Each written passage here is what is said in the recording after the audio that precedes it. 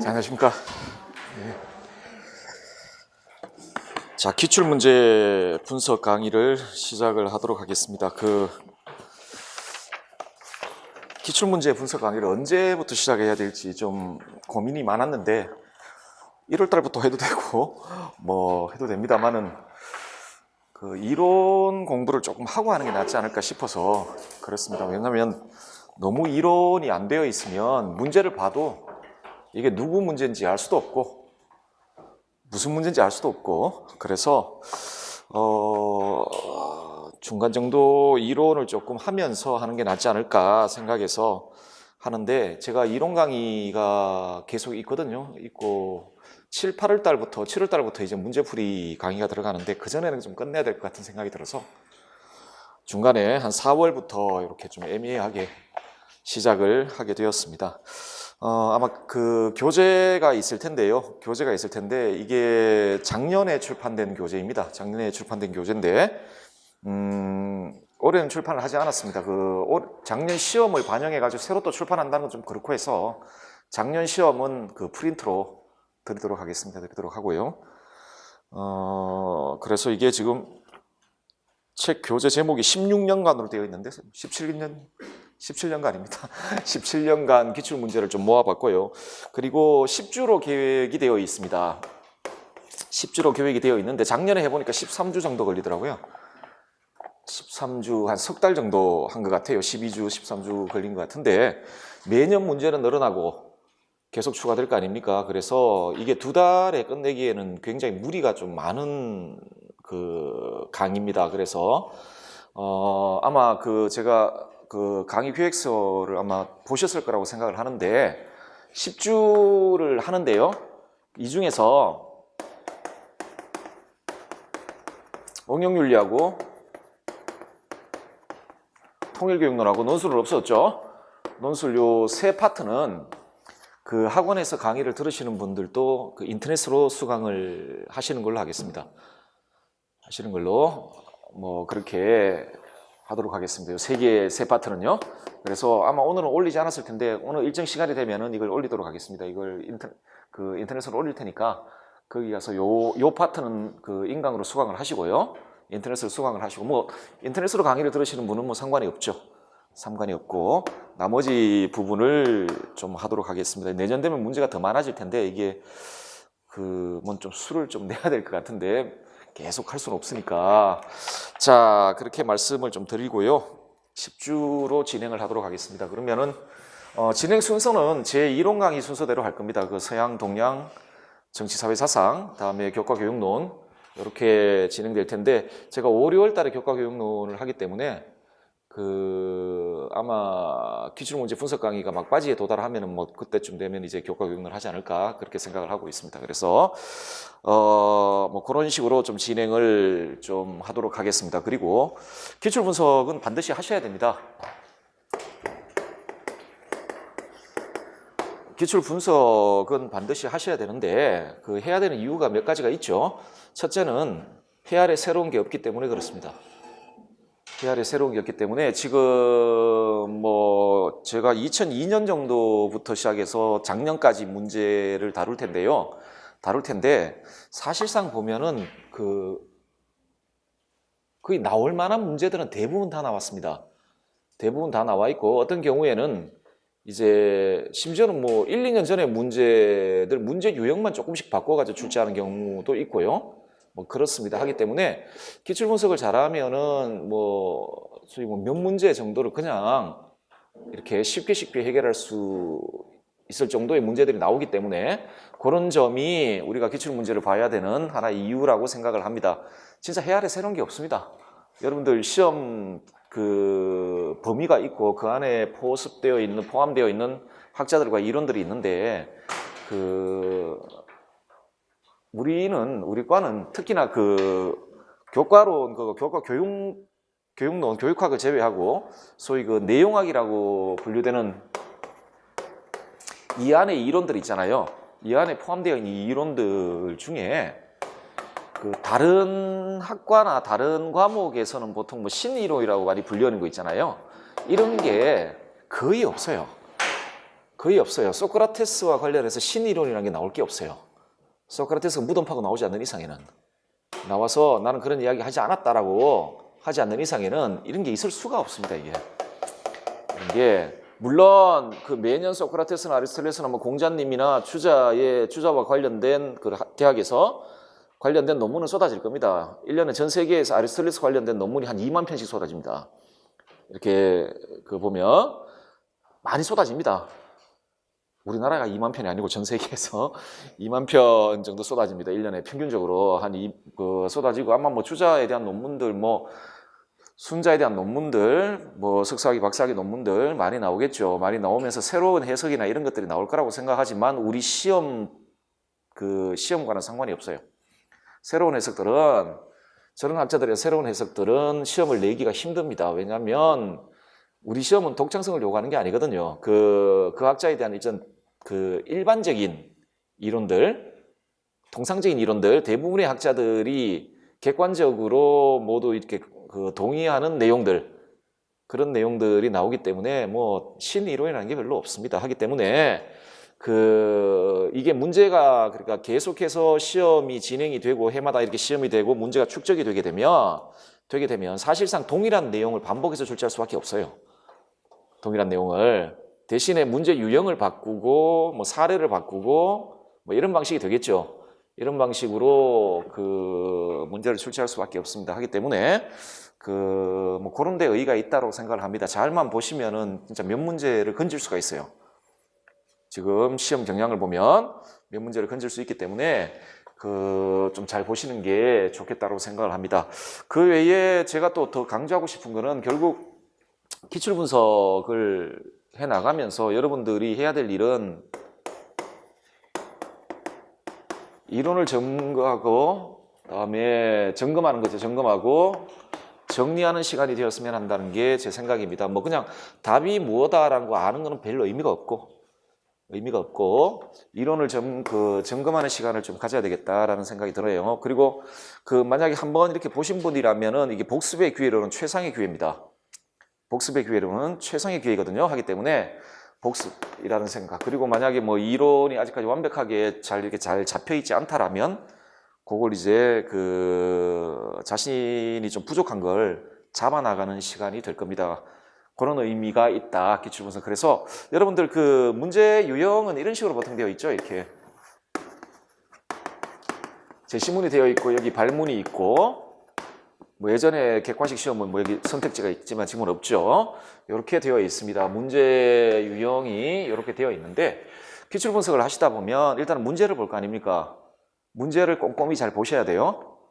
문제를 잘 보고, 지금 뭐 시간이 중요한 게 아니니까 시간이 좀 걸리더라도 한 문제 한 문제를 조금 잘 봐야 된단 말입니다. 문제를 일단은 자세히 보십시오. 자세히 보셔야 됩니다. 기출 분석을 한다는 이야기는. 그러면 문제 안에는 주제가 들어가 있습니다. 문제 안에는 어떤 학자라면 뭐 누구의 문제다, 아리스토텔레스의 문제다라면 여기서 아리스토텔레스 뭐 써라 뭐 이런 이야기가 나올 거 아니에요, 그죠? 여기 안에 발문 안에 주제가 들어가 있대. 이때 주제란 뭐냐면 어쨌든 출제자나 출제자 풀들이 예를 들어 아리스토텔레스와 관련해서 중요한 이론이라고 생각하는 이론 영역을 이야기를 하는 겁니다. 그렇겠죠? 그러면 기출 문제를 분석하다 보면 어떤 학자, 예를 들어 아리스토텔레스만 해도 이론이 너무너무 많잖아요. 뭐 메타피직, 뭐 자연학, 뭐 영혼론부터 뭐 논리학 어마어마하게 많은데, 이론이 많은데, 그리고 윤리학만 하더라도 뭐 안에 내용들이 많잖아요. 많은데 예를 들어 아리스토텔레스의 기출 문제를 쭉 보시다 보면은 이 발문을 보게 되면 발문을 분석하다 보면 출제자들 혹은 출제자 풀들에 속한 분들이 아리스토텔레스와 관련해서 어떤 이론을 중시하는지를 아시게 됩니다. 이 말은 달리 말해서 아리스토텔레스를 공부하실 때 어떤 주제로 공부를 해야 되는지, 아리스토텔레스의 무엇을 공부해야 되는지를 파악하실 수가 있고요. 파악하실 수가 있습니다. 그리고 그와 관련된 이론을 이제 공부를 하셔야 되는 것이죠. 또 하나 보시는 게 이겁니다. 이 제시문 있죠? 제시문. 이게 여러분들 뭐 제일 좋은 건 제가 항상 말하는 거지만 여러분들한테 제일 좋은 수험서는 원서입니다. 원서고 2차 자료들 그 뭐 논문이라든지 아니면은 연구서들 있죠. 그 연구 논문이라든지 그 뭐 연구서들은 그 가장 이상적인 차원에서 말씀을 드리자면 그건 부차적인 겁니다. 가장 중요한 건 원서, 그러니까 가장 훌륭한 수험서는 원서입니다. 예를 들어서 뭐 공자님에 대해서 공부한다 그러면 논어 들고 공부하는 게 제일 좋습니다. 이상적으로는. 롤즈 공부한다 그러면 정의론하고 정치적 자유주의 읽으면서 공부하는 게 제일 좋습니다. 정리하고 그거 이해하고 뭐 이해한 거 정리하고 거기 나오는 용어들 있잖아요. 안 되면 막 그 원어까지 보면서 영어 뭘 번역했지 이러면서 보면서 공부하는 게 제일 좋습니다. 그게 제일 완벽합니다. 제일 완벽하거든요. 제일 완벽한데 그거는 이상일 뿐이죠. 이상일 뿐입니다. 그 수많은 원서들 다 볼 수가 없죠. 수많은 원서를 다 볼 수가, 뭐 중요한 것들 몇 가지들 있지만 다 볼 수가 없습니다. 다 볼 수가 없고, 그리고 다 본다는 것 자체도 별로 의미는 없어 보입니다. 왜? 자, 왜냐면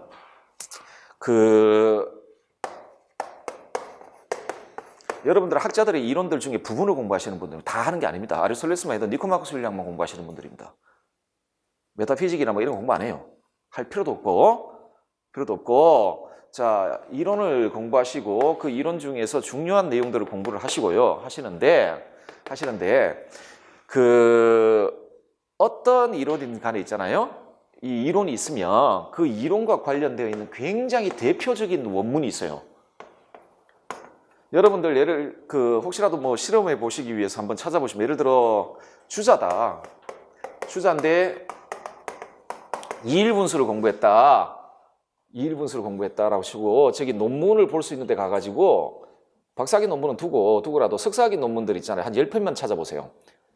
10편만 찾아보면 이 2일분수에 대한 이야기가 나오는 구절이 있을 거예요. 논문에, 그 주자 논문에 2일분수에 나오는 구절이고 그 논문 쓴 사람들이 인용한 인용문을 한번 보세요. 거의 동일해요. 2일분수에 대해서 이야기하고자 하면 주자에 이건 반드시 인용해야 되는 원문들이 있어요. 아주 대표적인, 그 이론과 관련되어 있는 아주 대표적인 원문들이 있거든요. 원문들이 있어요. 그 학자에. 그렇죠? 있기 때문에 지금부터 기출문제를 분석하다 보면은 그 원문들이 계속해서 반복이 됩니다. 그 문제에서. 원문이 반복이 돼요. 그리고 여기에, 자, 지금 여러분들이 보시는 기출문제에 제시된 제시문들은 아무 제시문이나 막 낸 게 아닙니다. 그 출제자가. 어떤 이론과 관련해서 굉장히 중요하다고 생각되는 아주 대표적인 원문들을 내었고, 그렇기 때문에 이게 좀 시간을 지나서 반복을 해요. 원문을. 제시문에서 사용을 하기 때문에 여러분들은 기출문제를 분석하실 때, 즉 이론을 점검하고 정리한다는 차원에서 분석하실 때 이걸 잘 보셔야 됩니다. 이 제시문을. 이걸 제시문을 잘 보시고 이 제시문에 담겨있는 이론과 다음에 그 안에 담겨있는 개념을 잘 보셔야 돼요. 주요 개념을 잘 살펴보셔야 합니다. 잘 살펴보시고 이거를 지금까지 출제된 기출문제를 보시면서 여기 제시문에만 익숙해도 여러분들은 상당히 많은 양의 원문을 보게 됩니다. 상당히 많은, 그리고 매우 중요한 그 학자의 원문을 보게 되거든요. 보게 될 테니까 이것도, 그리고 이게 또 반복됩니다. 이게 반복되어 나오기 때문에 이걸 잘 보시고 눈에 익혀 두셔야 됩니다. 원문을, 제시문을. 그래서 뭐 단순하게 뭐 다음 학자가 이런 문제가 있는데 그냥 이 학자가 누군지를 확인하기 위해서 그냥 이렇게 한번 쑥 읽고 넘어가는 정도가 아니고 제시문을 그 하나의 이론서라고 생각을 하시고 꼼꼼히 읽어보시고 그 안에 중요 이론들과 개념들을 숙지를 하셔야 돼요. 자, 숙지를 하시고 다음에 뭐 이 주제와 관련되어 있는 제 교재에는 아마 예시답안 같은 게 있을 텐데 예시답안 딴 게 아니고 그 이론들입니다. 주제와 관련되어 있는 그 학자의 이론들 있잖아요. 그 이론들을 좀 살펴보시는 것. 이런 방식으로 그 기출문제를 좀 보시면 부족한 이론들이 있다라면은 여러분들이 좀 채워낼 수 있을 것이고 그 다음에 뭐 또 한번 했다라면은 복습하는 기회가 될 것이라고 생각을 합니다. 생각을 하기 때문에요. 저런 방식으로 뭐 이론들을 좀 숙지해 나가면 좋지 않을까 생각을 하고요. 그리고 또 하나 말씀드리고 싶은 거는 여기 만약에 어떤 주제가 등장을 하고 있다라면 여러분들이 뭐 공부가 충분히 되셨다면 이 주제와 그 밀접히 소위 관련 검색어가 있잖아요. 주제와 관련되어 있는 다른 주제들까지도 좀 생각해 보면 훨씬 더 폭넓게 좀 분석할 것이라고 생각을 합니다. 자, 그래서 제 책은 지금 이런 관점에서 수업을 어떤 방식으로 진행할 거냐면 교재가 그런 식으로 구성이 되어 있는데 일단은 학자 및 주제별로 구성을 했습니다. 그래서 예를 들어 플라톤이면 플라톤 다 몰고 뭐 아리스토텔레스 그러니까 다 몰고 2002년부터 작년 시험까지 그리고 플라톤 관련 문제는 모으고 뭐 이런 방식으로 다 그런 식으로 구성을 한 다음에 뭐 지금 이제 플라톤부터 시작할 텐데 만약에 플라톤이라면 일단은 문제를 다 모아가지고 어떤 방식으로 구성을 했냐면 플라톤의 이론 있잖아요. 플라톤의 이론, 뭐 예를 들어 이데아 이론도 있을 수 있고 인식론도 있을 수 있고 뭐 그렇잖아요, 그죠? 뭐 등론도 있을 수 있고 그러면 요 이론 이 주제에 해당하는 문제를 또 이렇게 따로 모았습니다. 그러니까 시기와 상관없이. 플라톤 문제라 그러면 예를 들어 2002년부터 2019학년도 대비까지 이렇게 쭉 이런 식으로 시기별로 나열해서 모은 게 아니라 시기 상관없이 그게 뭐 예를 들어 등론에 속하는 거라면 등론에 속하는 문제들만 이렇게 모으고 그다음에 뭐 이데아론에 속하는 거라면 이데아에 속하는 문제만 이렇게 모으고 그런 식으로 구성을 했습니다. 그게 나을 거라고 생각을 합니다. 이론 정리하기가 낫고 또 하나가 그걸 보시면은 예를 들어 이데아와 관련된 문제가 2002년도에 나왔는데 2018년도에도 또 나왔다 그러면은 기출문제들을 어떤 방식으로 변형하고 응용해서 다시 이렇게 출제하는지가 눈에 보일 겁니다. 눈에 보일 거거든요. 자, 뭐 그런 의미가 있기 때문에 구성을 그런 방식으로 제가 했습니다. 하기 때문에 한 주제가 나오면 그 주제와 관련된 이론들을 좀 검토를 하시고 그렇게 넘어가시면 될 거라고 생각을 하고요. 그리고 교재 16페이지를 한번 펴보실까요?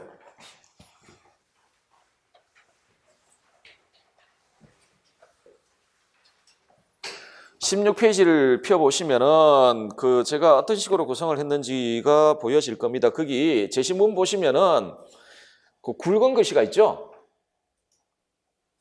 그렇죠? 제시문에 이거 원래 뭐 시험 문제 이렇게 강조한 건 아니고 제가 강조한 거거든요. 아마 거의 대부분의 제시문에 이런 식으로 굵은 글씨가 있을 거예요.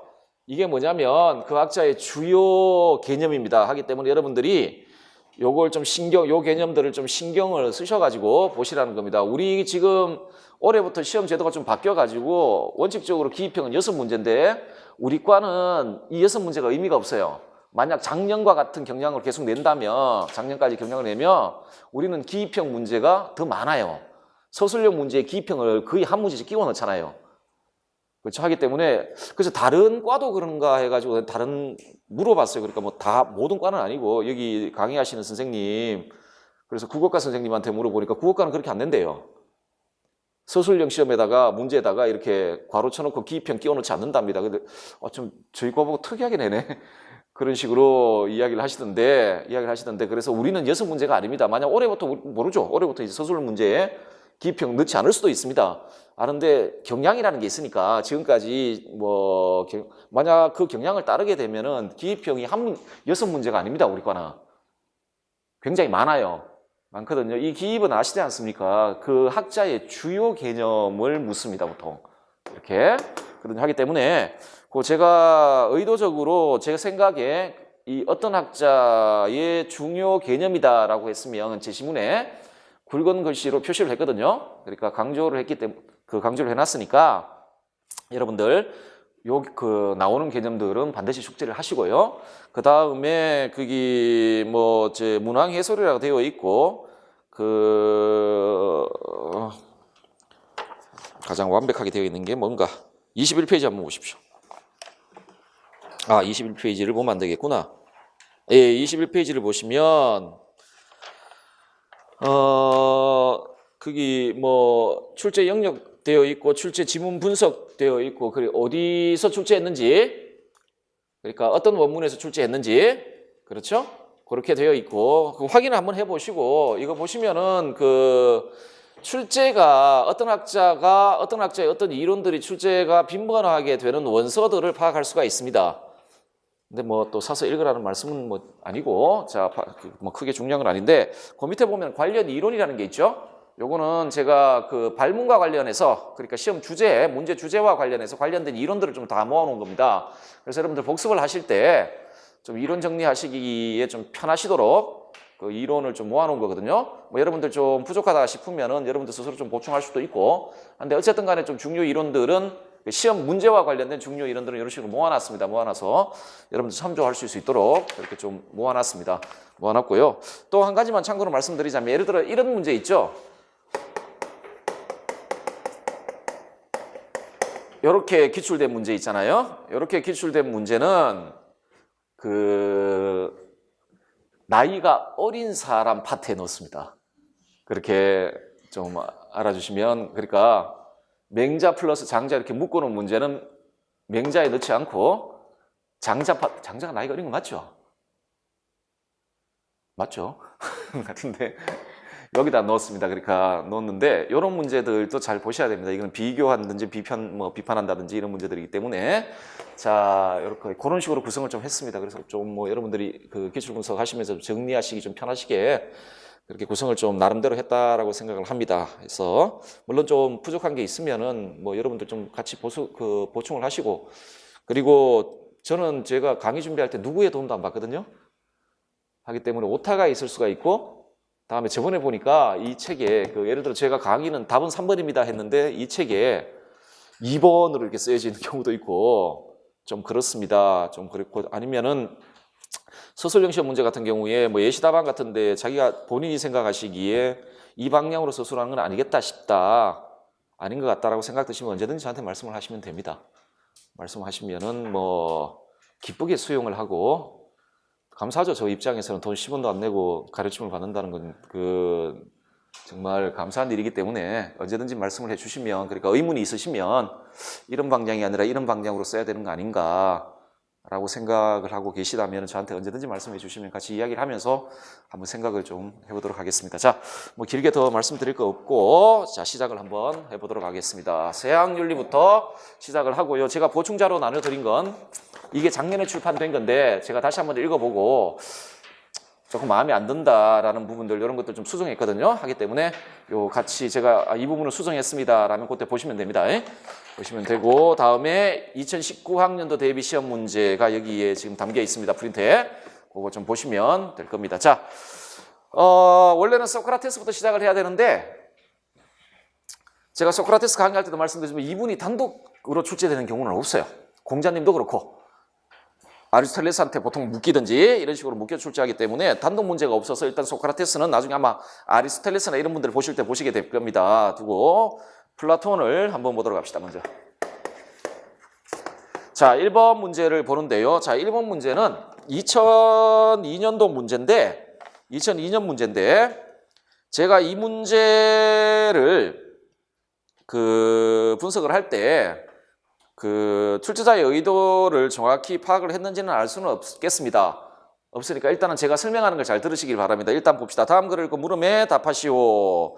서양 윤리 사상은 인간의 본성을 이성에 의한 사유활동과 감각적이고 육체적인 본능이나 욕구를 충족시켜 나가는 활동에 근거하여 설명하였다. 뭐 그 당시에 우리 교육과정이나 아니면 교육과정 내용 요소나 아니면 교과서 내용에 이런 식의 기술이 있었는지는 모르겠습니다. 자, 일단은요, 서양 윤리 사상을 크게 두 범주로 나누네요. 이성에 의한 사유활동과 감각적이고 육체적인 본능이나 욕구를 충족시켜 나가는 활동에 근거해 설명했다. 인간의 본성을. 너무 단순화시켜놨는데 뭐 고등학교 수준에 뭐 이렇게 이야기할 수 있을 거라고 생각을 합니다. 이러한 논의는 고대 그리스 철학으로부터 시작되었다.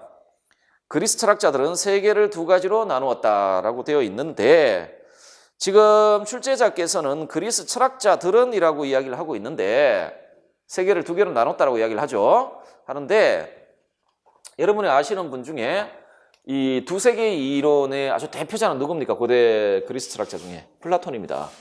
플라톤인데 그 뒤에 보시면 하나는 이성에 의해 알 수 있는 세계이고 하나는 감각에 의해 알 수 있는 세계라는 용어가 나오는데 이 용어는 플라톤의 전문 용어예요.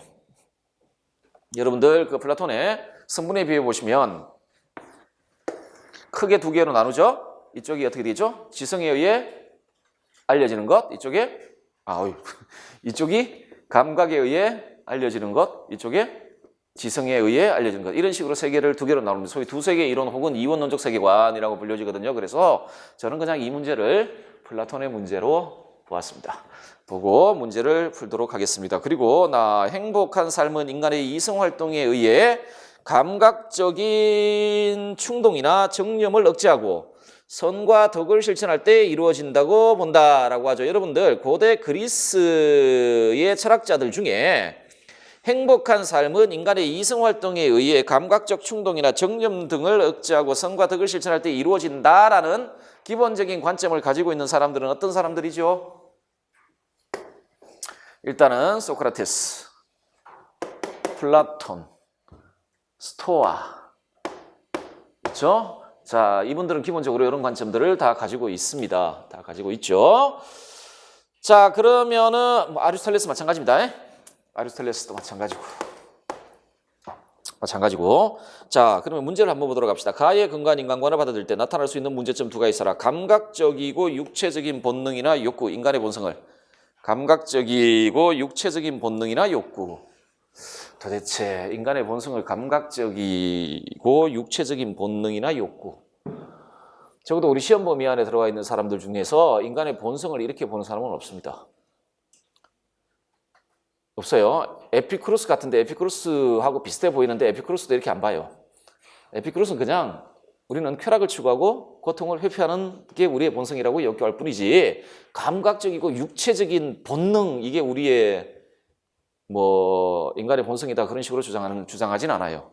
키레네 같아요. 키레네 학파 에피쿠로스 이전의 쾌락주의 현세의 그러니까 당장 지금의 감각적이고 육체적인 쾌락을 추구했던 키레네 학파 같습니다. 자, 그러면은 요와 같은 인간 본성을 받아들일 경우에 생겨나는 문제점은 그냥 예시답안 보고 두 가지로 정리를 하십시오. 더 이상은 없을 거라고 생각을 하거든요. 자, 저는 윤리학적인 관점에서 문제점을 한번 써보았습니다. 어떤 윤리학적인 문제점을 발생시키는지, 윤리적 문제점을 발생시키는지. 첫째, 자신의 욕구 충족을 최상의 가치로 여기게 되겠죠. 그렇게 되겠죠. 이 본능에 따라 활동을 하게 되면 자, 가치로 여기는 이기주의가 도덕적으로 정당화되어 타인의 복리에 대한 도덕적 책임에 무감각한 개인을 양성하는 문제가 생기겠다. 둘째, 개인의 가변적인 욕구 충족 여부를 가치 판단의 근원으로 보는 상대주의를 만연케 하여 사회의 공통의 도덕적 가치 체계를 붕괴시킴으로써 사회의 도덕적 혼란을 야기할 가능성이 있다. 이 정도로 그냥 하고 넘어가시면 될 것 같습니다. 자, 문제는 1-2번 한번 봅시다. 나의 경우 도덕적 가치의 성격을 어떻게 규정할 것인가 한번 써보라고 되어 있죠. 자, 만약에 나와 같은 관점을 가지고 있는 학자들은 실제로 고대 그리스에는 여럿이었다고 제가 말씀드렸습니다. 소크라테스, 플라톤, 아리스토텔레스, 스토아가 기본적으로 다 이런 생각을 가지고 있습니다. 그런데 저는 이 문제를 앞쪽에 플라톤의 용어가 나오기 때문에 플라톤의 문제로 보고요. 플라톤의 문제로 보고 자, 플라톤의 관점에서 도덕적 가치가 지니는 성격이 어떤 것일까? 자, 거기에 대해서 한번 그걸 물어보는 문제로 해석을 했습니다. 이 해석이 맞는지는 제가 확신할 수는 없으나 지문을 보았을 때 플라톤의 문제라고 생각이 돼요. 그렇게 했거든요. 자, 그럼 여러분들 플라톤이 생각하는 도덕적 가치의 성격이 어떤지를 쓰기 위해서는 이 플라톤이 이 도덕적 가치의 근원을 무엇으로 보았는지를 알아야 됩니다. 플라톤에게 도덕적 가치의 근원은 무엇이죠? 선의 근원은 뭡니까? 모든 선의 근원은 뭐죠? 이 세계에 존재하는 모든 선한 것들의 근원, 선의 근원은 좋음에 이대합니다. 선에 이대합니다. 도덕적 가치는 우리가 선, 옳음, 정의 이런 것들 있잖아요. 도덕적 가치의 근원은 이대합니다. 그러면 이 도덕적 가치의 성격은 이데아가 가지고 있는 성격을 반영합니다. 그렇겠죠? 가지고 있겠죠? 이데아가 가지고 있는 성격을 도덕적 가치가 가지게 되거든요. 자, 그러면 관련 이론 한번 볼까요? 플라톤의 이데아의 성격을 볼게요. 이데아란 시공간의 제약을 받지 않은 비물질적이고 절대적이며 영원불변하고 보편적인 완전하고 충만한 독립적 실제.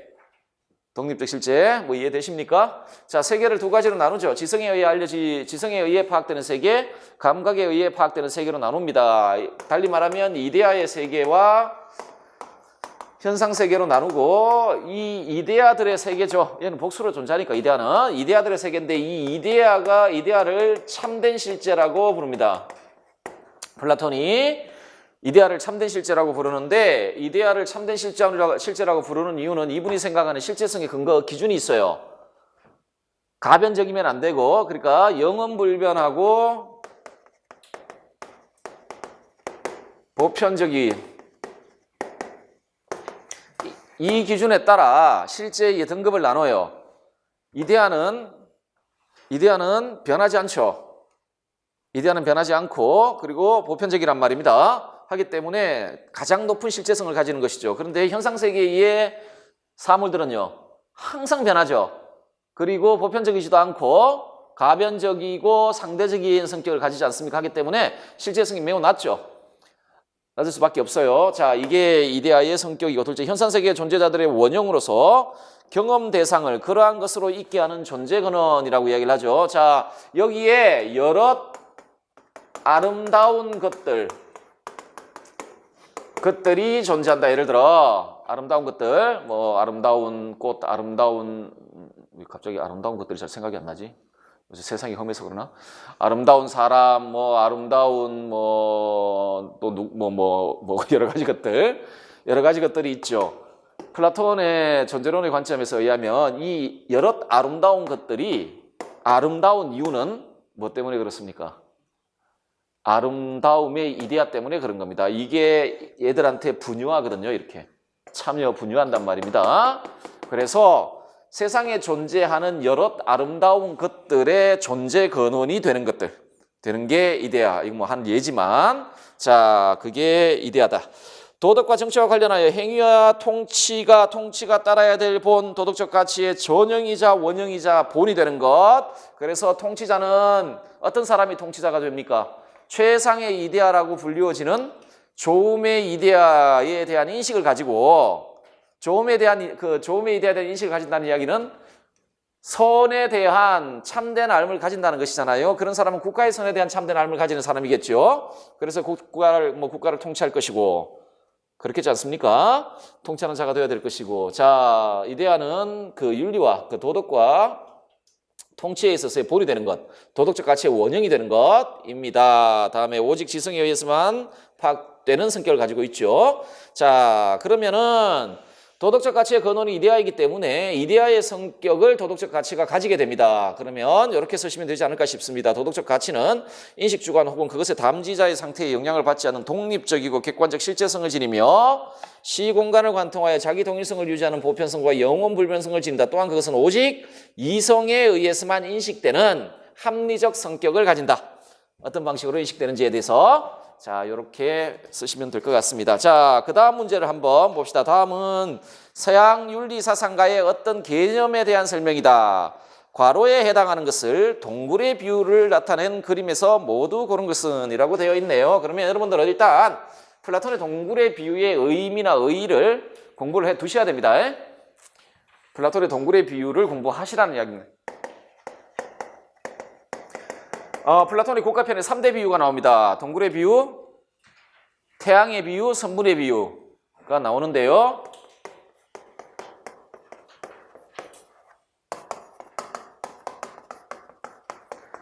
이거는 뭐 두 개 함께 이렇게 묶여 있는 것이고 선분의 비유는 요거는 존재론과 그리고 이데아론과 관련된 비유고 요거는 이제 인식론 관련되어 있는데 이게 떨어질 수 있는 게 아니에요. 동굴에 나타나는 것하고 선분의 비유에서 이렇게 줄 것에 나타나는 것들하고 이렇게 대응이 돼요. 매치가 되어 있거든요. 하기 때문에 자, 여기 되어 있는데 가급적 요 세 비유를 다 공부를 하세요. 이거를 그 중에서 동굴의 비유가 가장 중요하죠. 가장 중요한데요. 자, 일단은요. 봅시다. 괄호에 무슨 말이 들어가는지. 예를 들어 아름다운 꽃, 아름다운 그림, 아름다운 조각은 여러 면에서 다르지만 그래도 저마다 아름답죠 라고 우리 판단하죠.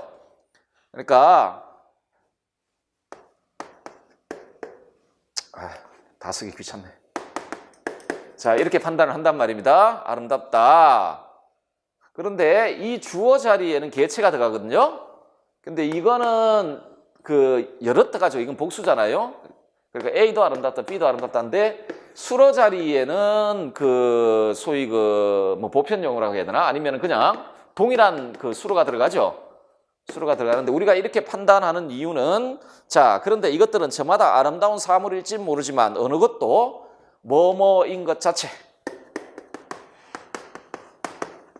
아름다움 자체 뭐 이렇게 이야기를 하죠. 플라톤이 이데아의 성격을 설명할 때 이데아란 뭐뭐인 것 자체 이런 식으로 이야기를 합니다. 자, 아름다움 자체를 그러면 뭐라고요? 미의 이데아라 한다. 이건 국가편에 나와 있는 이야기입니다. 국가편에 나와 있고 국가편 7권에 나와 있는 이야기거든요. 이게 이데아를 설명할 때 플라톤이 사용했던 표현입니다. 그러니까 내가 지금 탐구하고 있는 건 다양한 것들이 아니고 다양한 것들이 아니라 그것들을 그런 식으로 있게 하는 뭐뭐인 것 자체를 탐구한다. 이런 식으로 이야기를 해요.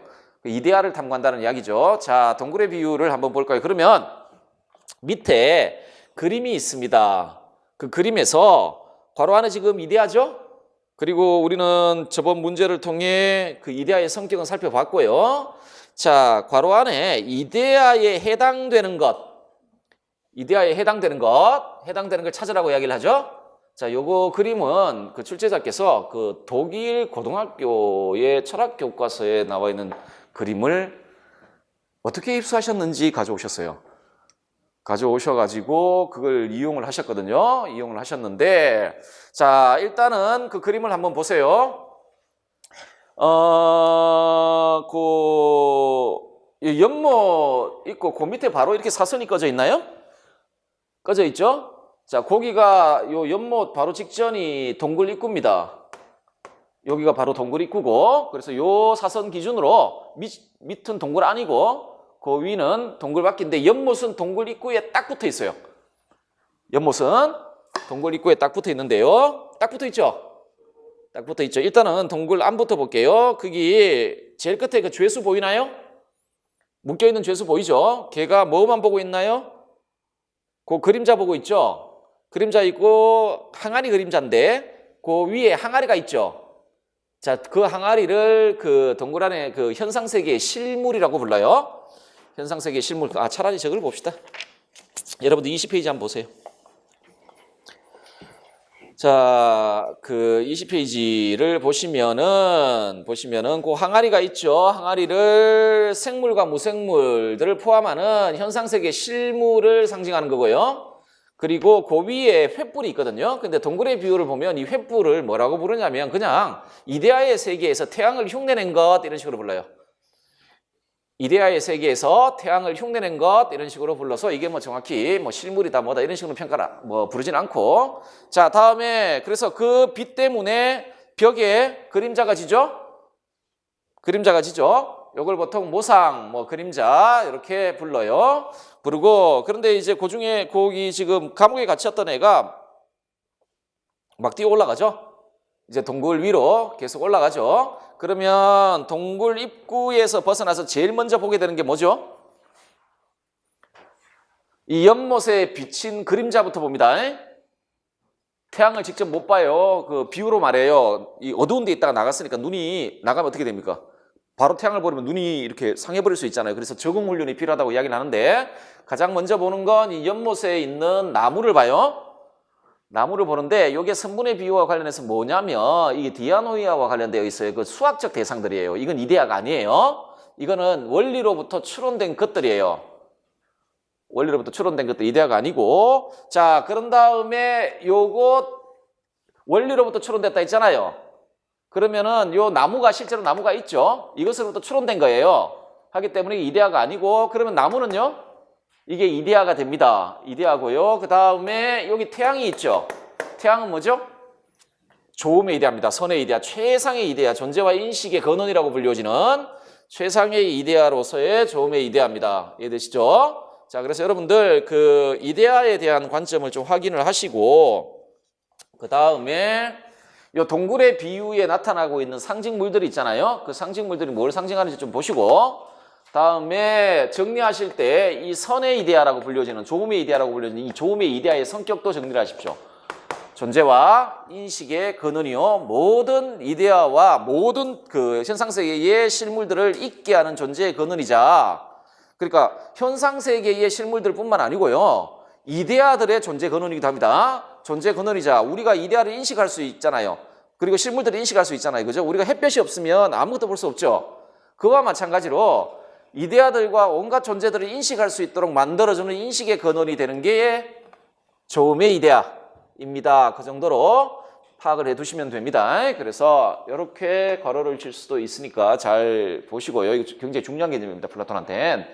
개념이니까 자, 잘 파악을 해두시길 바랍니다. 그래서 뭐 오답 수정되어 있는데 지금 제가 설명을 드렸으니까 보시면 될 거고요. 자, 3번 문제를 한번 봅시다. 플라톤과 관련해서 가장 출제 비중이 높은 건 이데아론도 아니에요. 왜냐면 우리는 윤리과잖아요. 윤리과이기 때문에 플라톤과 관련해서 가장 출제 비중이 높은 주제의 영역은 등론이에요. 소위 사주독설이라고 불려지는 등론입니다. 자, 그래서 이 등론들 잘 파악을 하셔야 됩니다. 3번 문제 보겠습니다. 다음은 윤리와 사상 수업에 사용된 자료이다. 이 자료의 내용을 주장하는 서양 윤리 사상가의 관점으로 옳은 것은 자, 시민들은 저마다 타고난 성향에 따라 한 가지 일의 개인이 배치되어야 한다라고 되어 있죠. 그 국가의 형성 기원을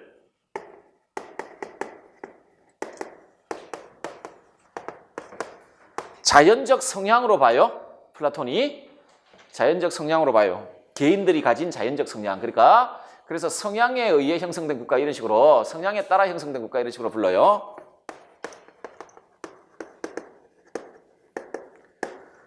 자, 그래서 시민들은 저마다 타고난 성향에 따라 한 가지 일에 개개인이 배치되어야 한다. 이는 각자가 자신의 한 가지 일에 종사함으로써 각자가 여럿 아닌 한 사람으로 되도록 하고, 또한 바로 이런 식으로 해서 나라 전체가 자연적으로 여럿 아닌 하나의 나라로 되도록 하기 위해서이다.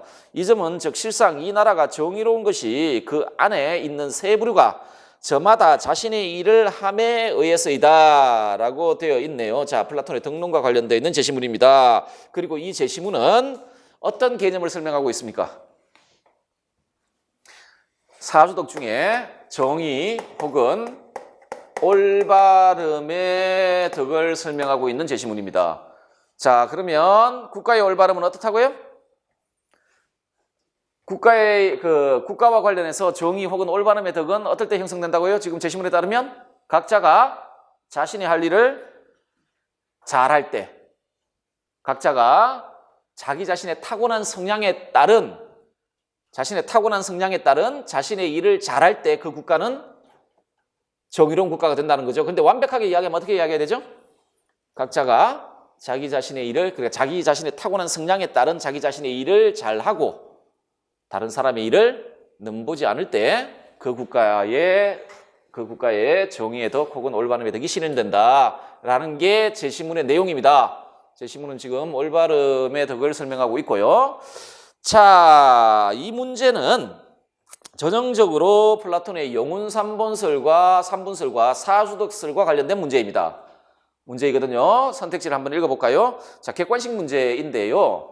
이 객관식 문제는 지금 우리 객관식 그 문제 아니잖아요. 다 서술형이잖아요. 하기 때문에 답을 체크하는 건 아무 의미가 없고 그 선택지 각각에 해당하는 이론들이 있습니다. 그 이론들을 파악해서 숙지하는 게 중요합니다. 자, 절제를 통치자와 피치자 모두에게 관계되는 덕으로 본다. 일단 답 여러분한테 물어볼게요. OX? O. 자, 격정과 기계를 욕구적인 부분과 같은 성질의 것으로 본다. 요거는 영혼 3분설과 관련됐는데 OX? X. 자, 감정과 욕구를 제거한 이성적 삶을 정의로운 것으로 본다. X. X. 모든 시민은 덕의 함양을 통해 철인치자가 될 수 있다고 본다. X. X. 정의를 그 자체로는 수것으로나 그 결과가 좋은 것으로 본다. X입니다. 제 말을 믿으세요? 자, 그러면 왜 X인지 보도록 합시다. 이것들이 왜 X인지 일단은 영혼 3분설부터 보도록 할게요. 플라톤은 영혼을 구성하는 부분을 세 부분으로 구분하는데 이성적 부분, 기계적 부분, 욕구적 부분 이렇게 구분합니다. 국가와 관련해서는요, 통치하는 부분, 수호하는 부분, 생산하는 부분. 자, 개인과 관련해서는 이성적인 부분, 기계적인 부분, 욕구하는 부분 이렇게 구분하고, 국가와 관련해서는 여기는 통치하는 부분, 수호하는 부분, 생산하는 부분 이렇게 되어 있는데 이게 다른 게 아닙니다. 이렇게 그 국가의 구성 부분과 개인의 영혼을 구성하는 부분은 동일하다고 보는 사람이에요.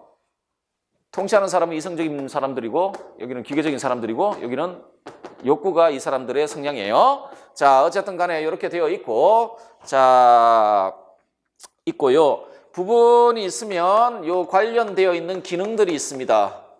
이 부분의 기능, 이 부분의 기능, 이 부분의 기능이 다 따로 있고요. 기능이 있다라는 건 고유한 일이 있다는 겁니다. 활동이 있다는 이야기죠. 고유한 활동, 역할, 활동이 존재한다는 이야기예요. 각각의. 자, 먼저 이성적인 부분은 논리적이고 추론적인 지식뿐만 아니라 이데아와 같은 영원불변하는 실제에 대한 알을 직관하는 영혼의 최상의 부분. 기계적인 부분은 뭐 할까요? 이게 그 의롭지 않다라고 생각되면 그러니까 막 불끈불끈하는 부분입니다. 욱욱하는 부분. 자, 자신이 생각하기에 나쁜 것을 볼 때 의분을 느끼는 영혼의 부분. 마지막으로 욕구하는 부분은 자신의 물질적 복지 및 그것의 충족과 관련된 자연적 욕망이 드러나는 부분. 자, 그러면 여러분들 아까 선택지 2번에 격정과 기계를 욕구적인 부분과 같은 것의 성질로 본다라고 보면 됩니까? 안 됩니까? 안 되죠. 기계적인 부분은 혹은 격정적인 부분은 의분을 느끼는 부분이에요. 욕구하는 부분하고 성격이 다르기 때문에 이건 틀렸죠. 자, 그 다음에 영혼 3분소를 보도록 합시다. 자, 이렇게 되어 있고, 자, 아레테란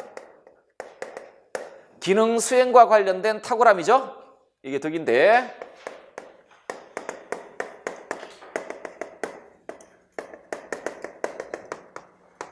그러면 훌륭함, 탁월함을 말합니다. 달리 말해서 그 어떤 것이 자기 자신의 기능과 관련된 일을 아주 훌륭하게 수행하고 있는 상태가 그게 덕이 있는 상태죠.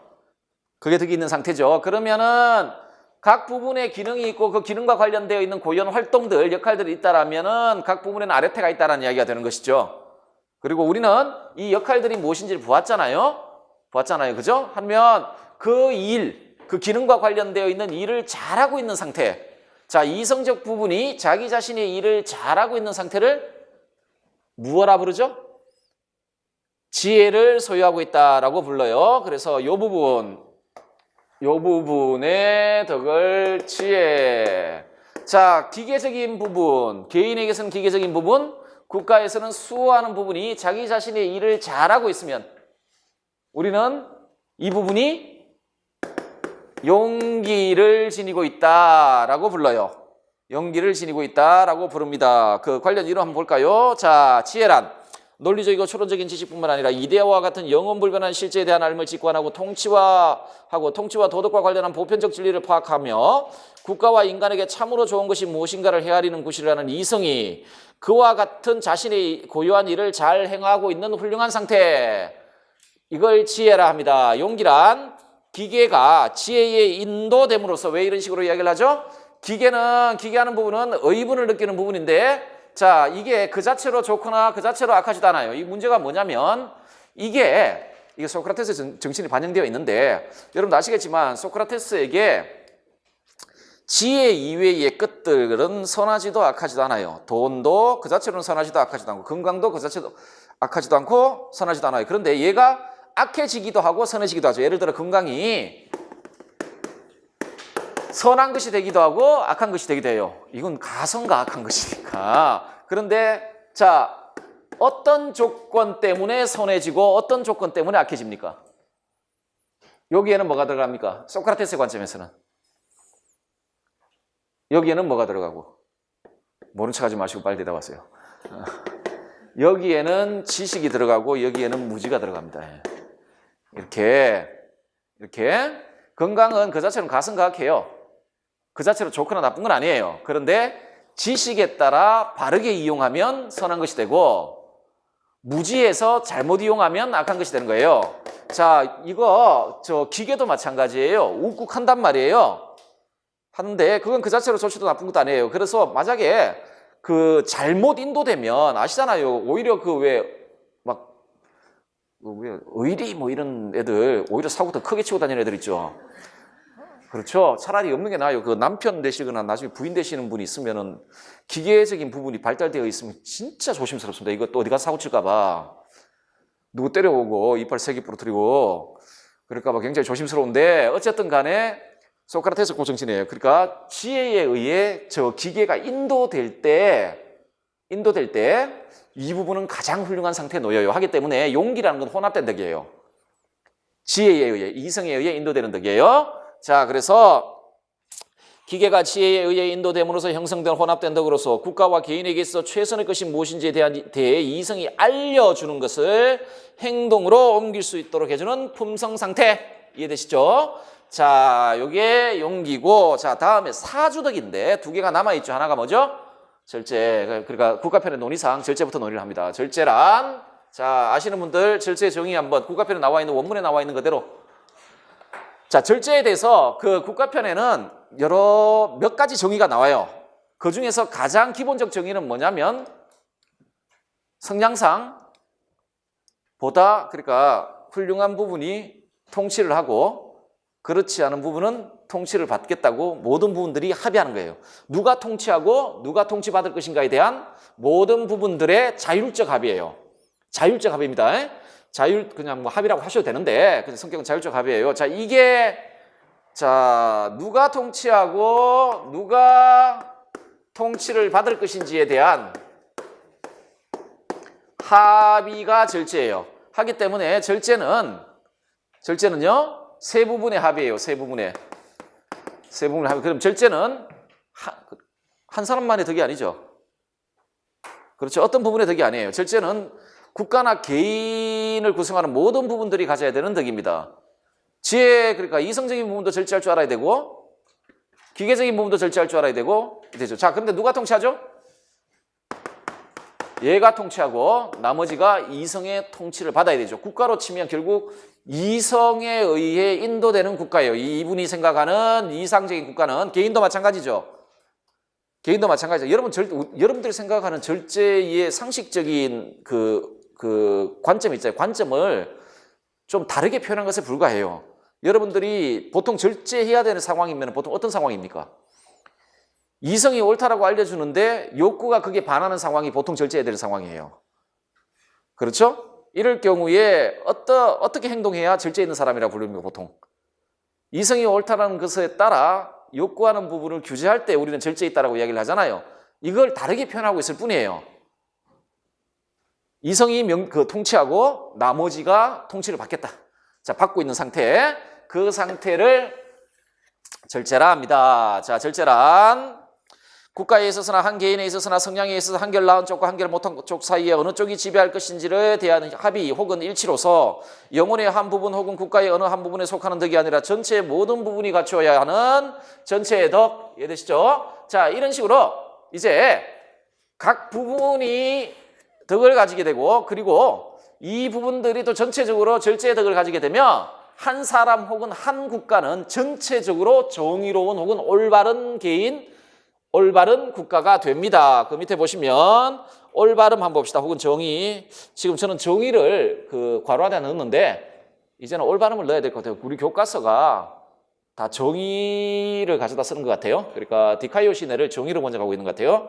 그래서 각자가 각자의 할 일을 잘하고 다른 사람의 일을 넘보지 않는 조화로운 질서 상태를 올바름이라 합니다. 각자가 각자의 할 일을 잘하면 어떻게 됩니까? 이성은 이성적인 부분 자기 관련된 일을 잘하고 얘는 얘와 관련된 일 잘하고 얘도 얘에 관련된 일 잘해요. 얘는 근데 그 개별적인 덕목이 없어요. 이 부분은 잘해야 돼요. 잘하고 그런데 여기서 끝나는 게 아니죠. 뭐라고 되어 있나요? 다른 사람의 일을 넘보지 않는다고 되어 있죠. 기계적인 부분이 우리를 지배하면 안 돼요. 통치하는 부분이 우리를 지배하면 통치하는 부분. 욕구하는 부분이 우리를 지배하면 안 된다는 이야기예요. 안 되고 얘도 마찬가지죠. 국가도 마찬가지예요. 수호하는 부분이 통치 아래 들면 안 되고, 욕구하는 부분이 통치 아래 들면 안 되고, 통치하는 부분이 장사 아래 들면 안 된다는 이야기예요. 안 되고, 자, 통치와 피통치가 역전되면 안 돼요. 각자 일을 해야 되는 것이죠. 그러면 절제라는 덕을 이루면 그건 자연스럽게 이루어져요. 국가에 있어서는 통치자 부류가 개인에 있어서는 헤아리는 부분, 즉 이성적 부분이 다른 두 부분을 인도하고 지시하며 다른 두 부분은 통치자와 이성의 지도하에서 자신의 고유한 일을 훌륭하게 수행하고 있는 상태, 이게 올바른 상태입니다. 요컨대 이성이 국가와 개인을 지배하고 있는 상태, 영혼의 각 부분이 각자 훌륭하게 자신의 역할을 수행하고 있으며 나아가 각 부분이 조화를 이루어 하나의 전체적인 기능을 훌륭하게 수행하고 있는 상태, 즉 여럿이 조화를 이루어 하나가 된 상태, 이게 올바른 상태, 정의로운 상태. 이 상태는 이성적인 부분이 다른 두 부분을 인도하고 지시하며 다른 두 부분은 이성의 지도하에서 자신의 고유한 일을 훌륭하게 수행하고 있는 상태가 바로 정의로운 상태, 올바른 상태가 되겠습니다. 되겠다라는 거. 그 밑에 하나 더 이제 철인치사상 있죠. 누가 통치해야 됩니까? 철인이 통치하는데 왜 철인이 정치 권력을 장악하고 통치할 수 있습니까? 그 이유가 뭡니까? 이 친구 지식을 가지고 있어요. 어떤 것과 관련된 지식을 가지고 있죠? 통치와 관련된, 그 통치술과 관련된 참된 인식을 소유하고 있는 사람입니다. 하기 때문에 자, 통치를 해야 된다는 철인, 즉 지혜로운 사람이란 도덕과 정치의 본이 되는 이데아에 대한 참된 이성적 지식을 소유한 사람으로서 그러한 지식을 통해 자신과 국가를 이끌어 나갈 수 있는 사람. 자, 그런데 이 사람은요, 자, 통치자는 그 어느 계층에서 나왔느냐, 그리고 성이 뭐냐, 여성이냐 남성이냐, 그게 통치자의 기준이 아닙니다, 플라톤한텐. 자, 어떤 사람이 통치자가 되냐면, 여러분 동굴의 비유는 곧바로 교육 과정입니다. 동굴의 비유는 교육 과정이에요. 선생님이 제일 먼저 하실 일은 뭡니까? 영혼의 전환이라고 불려지는 거죠. 여기 원래는 수자슬에 묶여가지고 저쪽 벽만 보고 있잖아요. 벽만 보고 있고, 플라톤에 의하면 벽만 보고 있는 애를 깨워야 돼요. 깨워서 그 동굴 입구 쪽으로 고개를 돌리게 만드는 일을 해야 돼요. 선생님들은. 소크라테스와 이렇게 대응시키면 어떤 일을 하는 겁니까? 네가 가지고 있는 의견이나 이런 것들이 잘못되었음을 계속 알려줘야 되는 거예요. 근데 문제는 뭐 때려서 알려주는 게 아니라 대화를 하고 합리적인 논쟁을 하고 뭐 그래서 알려주는 것이죠. 일단 해놓고 이렇게 쭉 올라가죠.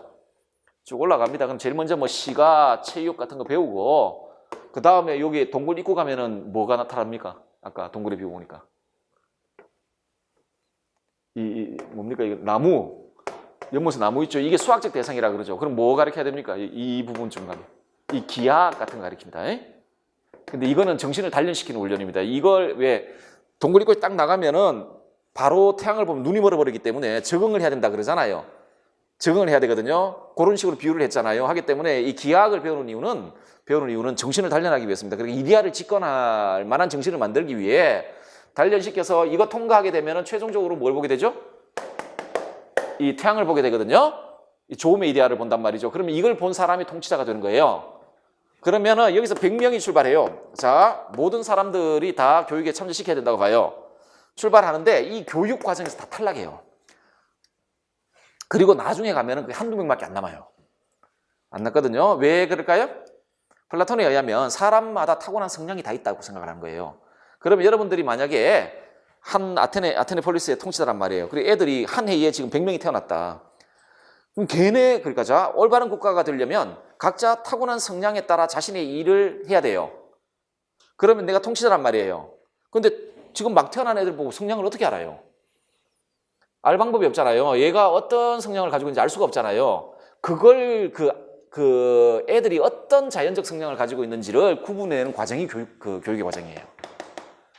그럼 아무리 통치자 집안에서 태어나도 얘 교육시켜 보니까 얘는 그냥 뭐 기하학 수준이나 그 밑에서 안 되더라는 거예요. 그냥 생산하는 부분을 가요. 생산자 계층을 부모로 두고 있는데 그것이 태어났는데 교육시켜 보니까 여기까지 가면 그럼 그냥 통치자가 되는 거예요. 남성 여성 상관없어요. 없어요. 자, 그래서 자, 철인이 그런 사람, 그와 같은 사람은 배움을 사랑하고 진리를 쉽게 배울 수 있는 천성을 타고난 사람이다. 그 국가편 보면은 제가 예전에 국가편에 일단 좌절을 했습니다. 그 철학자가 될 수 있는 조건들이 쫙 기술돼요. 플라톤이. 심지어 잘생겨야 돼요. 심지어 잘생기고 키도 커야 돼요. 또 하나가 있습니다. 여러분과 저에게 치명적인 문제 중인데 잠이 없어야 돼요. 여러분 중에 잠이 없으신 분이 잠도 없어요. 공부하는 잠 많은 사람 공부 못한다 이거예요. 뭐 그런 식으로 근데 플라톤 스승이신 소크라테스는 되게 못생겼어요. 이거 뭐 그거 읽으면서 이건 뭐야 이거 뭐 친구 사례예요 뭐 이렇게 스승을 이런 식으로 모독하나? 뭐 소크라테스가 진짜 잘생겼고 덩치도 크고 키도 크고 그랬어요. 여러분들 그 시대의 귀족 있잖아요. 중세도 마찬가지인데 귀족하고 일반 평민하고는 기본적으로 체격이 달라요. 귀족들의 평균 신장이 보통 20cm가 더 커요. 더 커요. 더 커요. 풍채도 더 커요. 그럴 수밖에 없어요. 여러분들 중세 때까지 평민들은 고기 잘 못 먹었어요. 서양도. 풀 먹고 있을 때 우리 세종대왕님 그 고기 없으면 밥 안 먹었단 말이죠. 그렇죠? 육식 막 하고 다음에 자기들끼리 결혼해요. 하니까 덩치도 더 크고 키도 훨씬 큽니다. 보통 평균 신장이 20cm 이상 차이 나요. 귀족하고 평민하고. 근데 그게 또 자랑이죠. 걔네들은 또. 자랑이고 뭐 그렇습니다. 그 옛날 뭐 건세 초반만 해도 옛날 집들 보면은 문이 서양 가서 봤는데 문이 이 정도밖에 안 돼요. 저기를 어떻게 들어갔나. 그래서 그냥 일부러 모형을 만들어 놨나 이렇게 생각했어요. 좀 축소해가지고. 그런데 그 원래 집이래요. 안에 들어가니까 침대가 너무 작은 거예요. 근데 지금 서양 애들 이만하잖아요. 이거 어떻게 살았나 했는데 그때 사람들 그만했대요. 평균 신장이 그 정도밖에 안 됐다고 이야기하던데 플라톤 풍치도 좋고 이런 사람입니다. 근데 소크라테스는 땅땅한 데다가 못생기고 뭐 그랬거든요. 그래서 이상하네 뭐 이런 생각이 들긴 했는데 어쨌든 간에 이런 천성을 탁월한 사람으로 플라톤에 의하면 소수의 사람만이 그러한 성향을 가지고 태어나고 그것은 양육과 교육을 통해 개발된다라고 이야기를 하죠. 자, 그럼 우리 아까 제가 X라고 이야기했던 것들 한번 다 볼까요? 그 옆에 오답 수정이라고 되어 있죠. 격정과 기계를 욕구적인 부분과 같은 성질의 것으로 본다라고 하면 안 되죠. 격정과 기계를 어떤 것? 욕구적인 부분과 구분되는 영혼의 한 부분으로 본다고 해야 되죠. 이건 의분을 느끼는 부분이거든요. 자, 다음에 감정과 욕구를 제거한 이성적 삶을 정의로운 것으로 본다. 자, 요 선택지는 올바름 혹은 정의의 덕의 성격을 알고 있는지의 문제입니다. 자, 정의의 덕은 어떻게 됩니까? 각자가 각자의 할 일을 잘하고 다른 사람의 일을 넘보지 않는 것인데 이거는 이성의 지도하에 전체적으로 조화와 질서를 이루는 상태이지 이성에 의해 욕구나 기계적인 부분이 제거된 상태가 아닙니다. 이해되시죠? 무슨 말인지 이해되시죠? 자, 따라서 이건 그 정의의 덕의 성격을 물어보는 문제예요. 선택지예요. 자, 어떻게 바꿔야 됩니까? 이성에 의해 감정과 욕구가 적절하게 규제된 삶. 이렇게 바꿔야 됩니다. 자, 다음에 모든 사람은 덕의 함량을 통해 철인치자가 될 수 있다. 앞에 뭘 바꿔야 됩니까? 배움을 사랑하고 진리를 쉽게 배울 수 있는 천성, 키도 크고 잘생겼고 잠도 없는 그런 그 천성을 타고난 소수의 사람만이 라고 바꿔야 되죠. 그렇게 바꿔야 되고 정의를 그 자체로는 수고스러우나 그 결과가 좋은 것으로 본다라고 되어 있죠. 자, 요거는 제가 설명을 드릴게요. 그 국가편에서 초반에는 여러 명이 등장합니다. 그 대화편이니까 여러 명이 등장해요. 등장했다가 나중에는 그 소크라테스와 소크라테스의 제자라고 일컬어진 두 명만이 남습니다. 두 명만이 남는데 대화의 주제가 어떤 거였냐면 정의 혹은 올바름. 자, 소크라테스의 제자들이 계속 소크라테스한테 어떤 묻는 질문들이 있는데 그중에 핵심이 뭐였냐면 오히려 이렇게 이야기합니다. 올바르지 않은 행동을 하고 들키지 않는 게 좋은 삶이 아닙니까?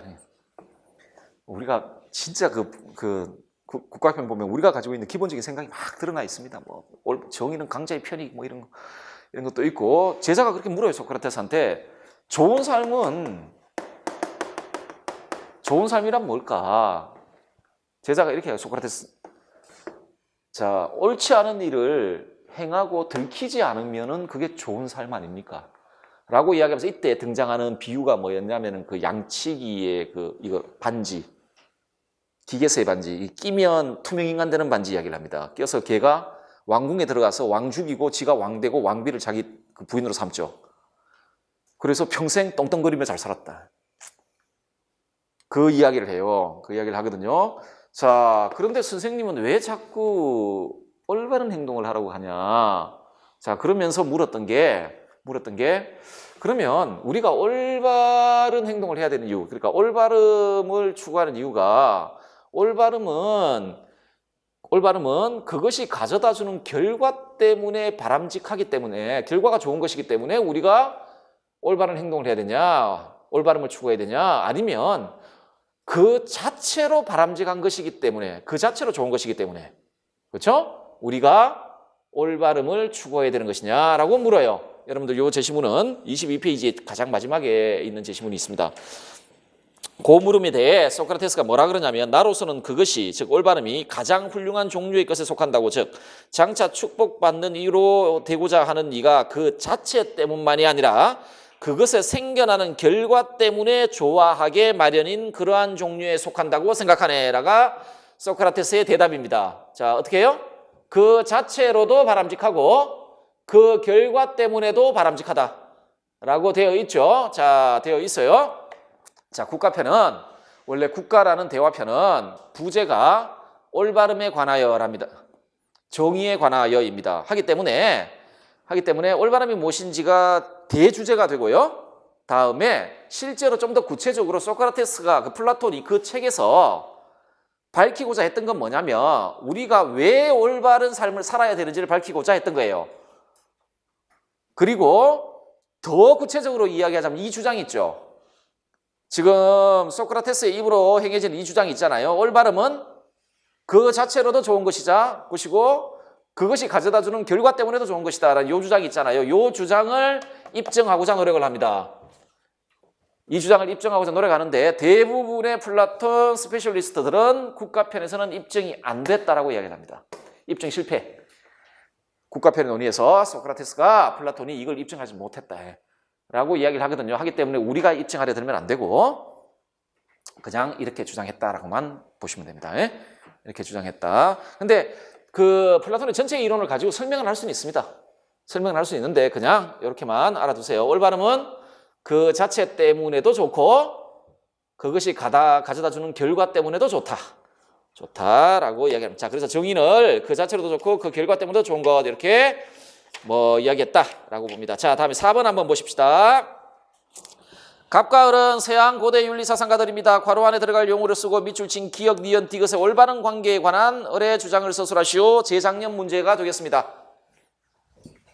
자, 여러분, 나를 법정에 고소했지만, 여러분이 알고 있는 시험 범위 안에 들어가 있는 그 학자들 중에 고소당하신 분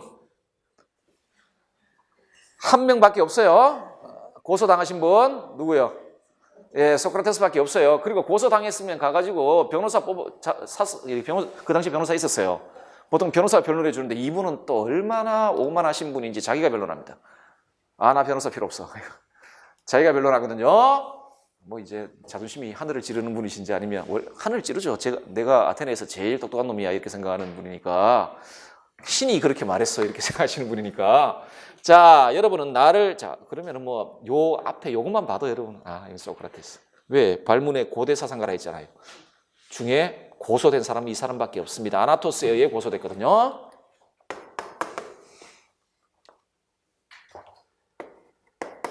이 사람은 참 재수없는 사람입니다. 이 아나토스에 의해 고소됐는데, 이 사람이 성서의 일종의 유다와 같은 사람입니다. 이 유다가 예수님 팔아먹어가지고 소위 기독교가 존재하는 한 욕먹잖아요. 이 아나토스는 철학이 존재하는 한 욕을 얻어먹어요.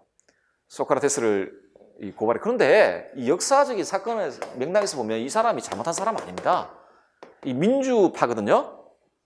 민주파였고, 소크라테스는 어떤 의미에서는 죽을 만해서 죽은 겁니다. 실제로. 그리고 그 당시에 실제적인 그 정치적인 역학관계에 대해서 보면 소크라테스의 제자들 대부분이 매국 노예요. 이 당시에 다른 나라 가가지고 아테네 정보 다 팔아먹고 했던 사람. 30인 귀족정 하다가 이게 다시 무너지거든요. 그 다음에 외국으로 망명해가지고 거기 가가지고 아테네 정보 다 팔아먹고 매국 짓을 했어요. 그런 짓을 했단 말이에요. 그게 다 소크라테스, 대부분 소크라테스 제자예요.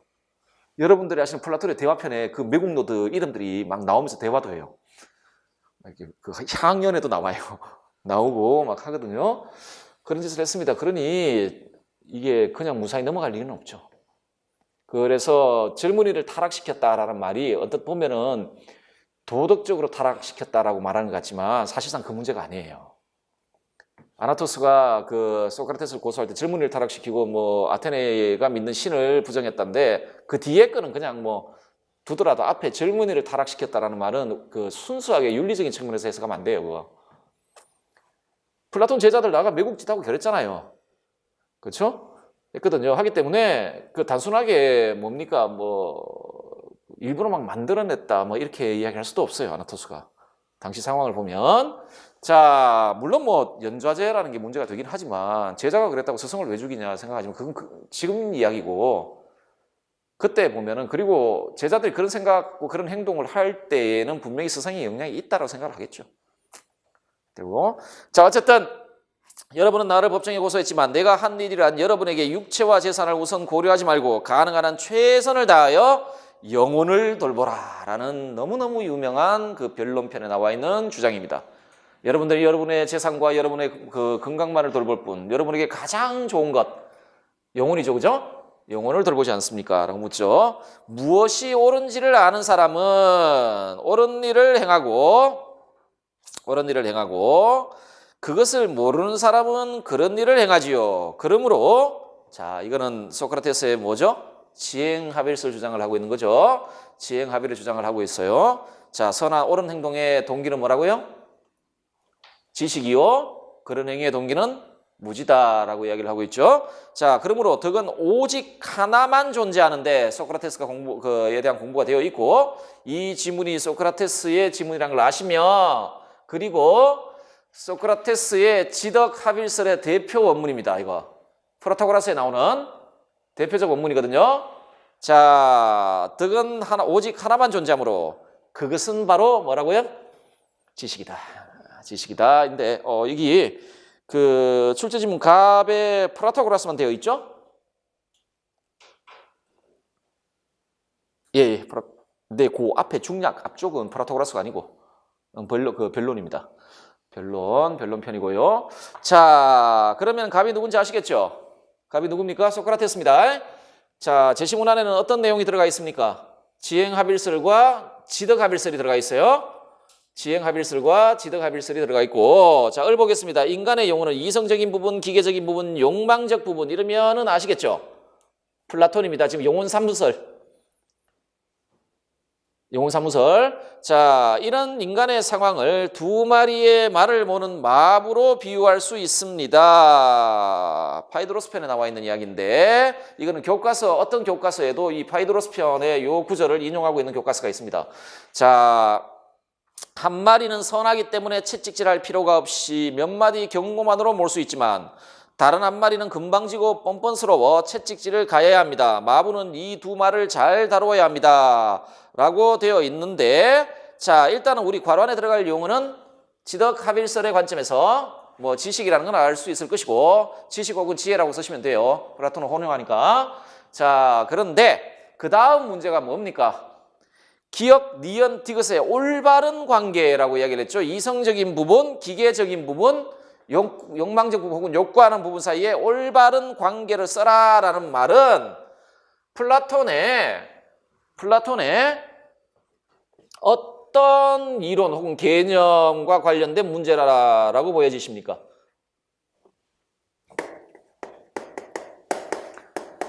이것과 관련된 문제입니다. 이것 관련된 문제예요. 이성적 부분, 기계적 부분, 욕구하는 부분 사이에 올바른 관계가 무엇이냐라고 묻는다면 뭐라고 써야 됩니까, 여러분? 이것들 사이 올바른 관계는 어떻게 됩니까? 이성, 기계, 욕구하는 부분. 이성이 통치하고 통치를 잘 받고 그리고 요들 사이의 관계는 얘가 얘의 명령에 따라 욕구하는 부분에서 발생하는 비도덕적인 욕구들이 생겨난다면 그걸 억제함으로써 이성의 명령을 보존하는 그렇죠? 그런 관계죠. 그리고 각자가 자신의 자기 일을 잘해야 되고 그렇죠? 이거는 그 사주덕 중에서 전체의 덕인 절제와 올바름이 있잖아요. 특히 올바름의 덕의 성격을 묻는 문제입니다. 그렇다면 소크라테스 지덕일치설에 대한 이해 여부 다음에 플라톤의 덕론, 영혼 삼문설과 사주덕설과 관련돼서 여러분 잘 알고 있는지 상태를 묻고 있습니다. 일단은 우리 소크라테스의 지덕합일서를 좀 정리를 합시다. 다 아실 텐데, 자, 덕이란 뭡니까, 여러분? 간단하게 제가 설명드렸죠?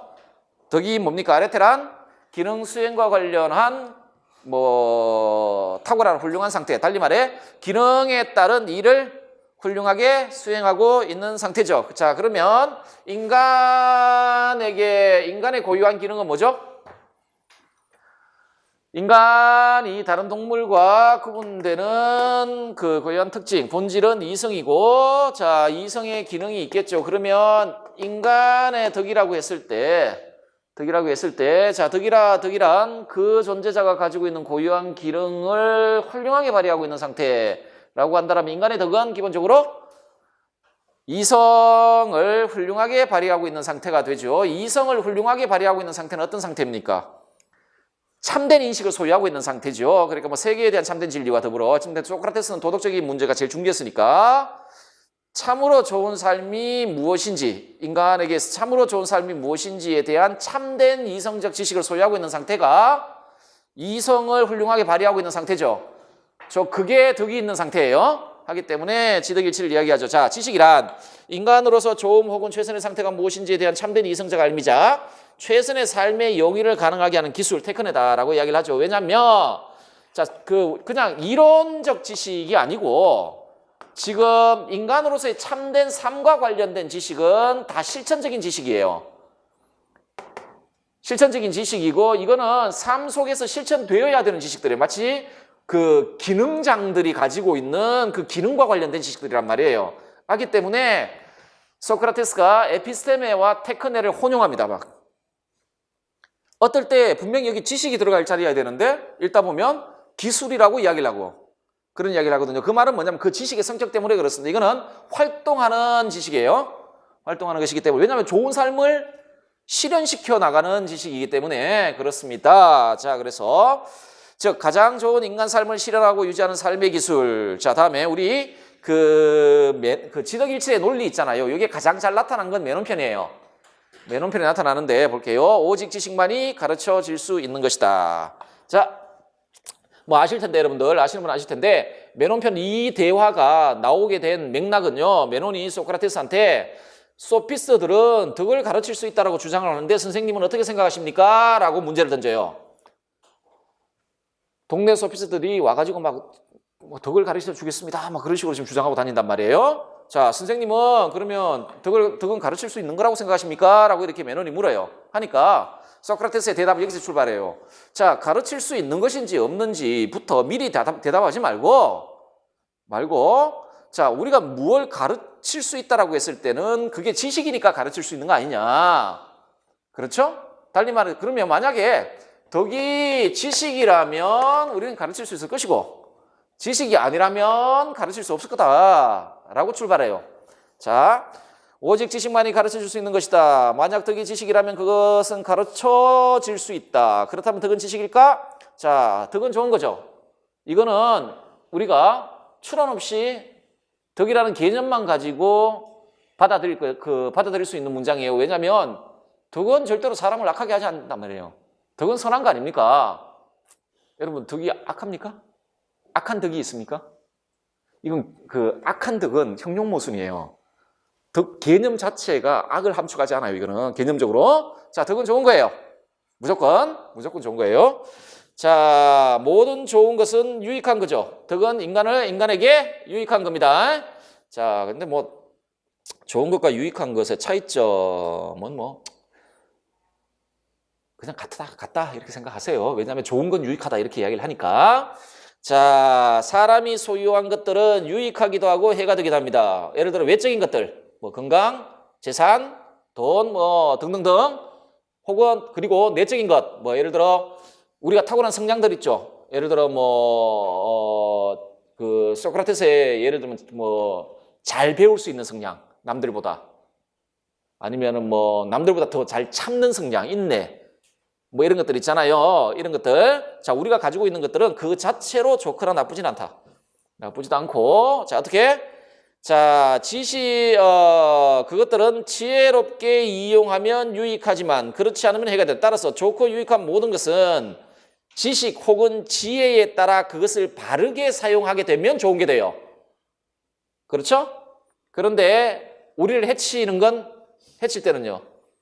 무지가 우리를 해칩니다. 무지가 우리를 해치게 되겠죠? 자, 정신적인 것도 마찬가지다. 덕은 정신적인 것이고 언제나 좋고 유익한 것이다. 따라서 덕의 본질은 모든 덕은요 다 지식에 의해 인도되는 것이죠. 하기 때문에 그것의 본질은요 지식이다. 이런 식의 논증을 펼칩니다. 자, 예시도 한번 볼까요? 괄호는 지식입니다. 요거는 좀 수정을 해야 될 것 같아요. 보충 자료 봅시다.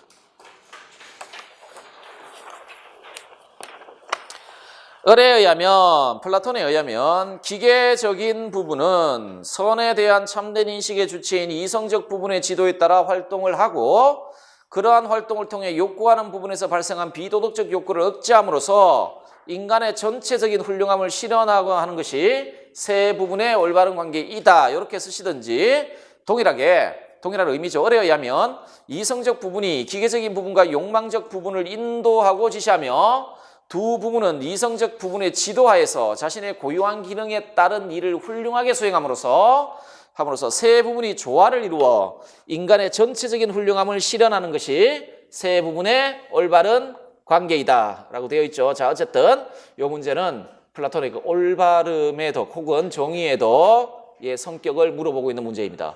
그 상태가 어떤 상태인지, 올바른 상태가 개인이나 국가에게 있어서 올바른 상태가 어떤 상태인지를 물어보는 거예요. 개인이나 국가에 있어서 올바른 상태란 결국은 그걸 구성하고 있는 세 부분 사이에 올바른 관계, 세 부분이 올바르게 관계를 맺고 있는 상태가 아니겠습니까? 그렇겠죠? 자, 그걸 물어보고 있는 문제로 해석을 하셔야 됩니다. 여러분들 이제 플라톤 여기 끝났는데 특히 등론 같은 경우에는 잘 확인을 해두시고 뭐 이데아와 관련된 이야기도 좀 알아두시고 아직까지 인식론과 관련된 이야기는 나오진 않는데 성분의 비유 근데 그거는 잘 나오진 않을 것 같아요. 잘 나오진 않을 것 같으니까 자, 조금 쉬었다가 아리스토텔레스 봅시다.